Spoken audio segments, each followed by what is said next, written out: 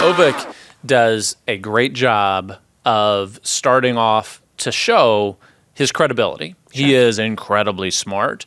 And to hear the word think tank is immediately alienating, right? Of just like, okay, these are some academics in an ivory tower.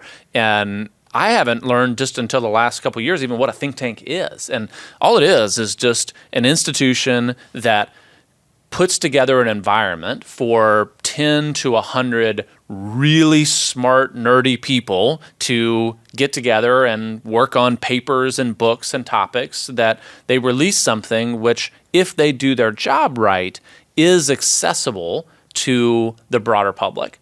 And I think that's where a lot of people that are competitors to FREOPP or Avik, they really miss it in that they produce something that is so arcane that it might as well have been written in hieroglyphics, and it just gets thrown away as soon as it's produced because nobody reads it. Sure. Well, and I think too, there's a practical element is that if you look at what people are going through right now, working longer than the hours, trying to keep up with their families, trying to have their basic needs met, the idea of sitting and reading a think tank paper is probably not top of mind. So I really appreciated his approach, and when I asked that question, his thoughtfulness to say, we are trying, we hear you and we are trying, and I didn't expect that, and I was pleasantly surprised. Yeah, it's like it's enough to get the attention of the West Wing, right? It is scholarly enough and influential enough to appeal to that market, but he's also humble enough to say, hey, I put one of our pieces into Google AI and had him produce a 9-minute podcast for it.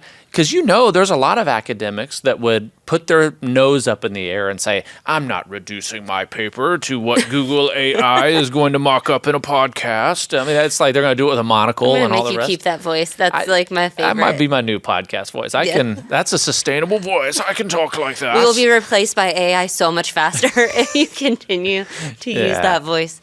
No, that was really good. I learned a lot.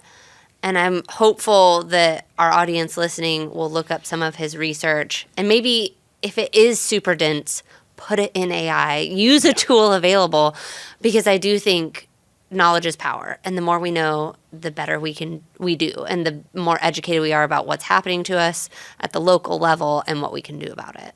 Yeah. Look up his stuff on Bitcoin too. That really was a topic that I have a heart for, but it's hard to communicate what Bitcoin is and why you should trust it with any level of savings, because it has been volatile, and even questions around its legality and things that you don't know what you're getting into. His paper does a great job of being able to articulate that.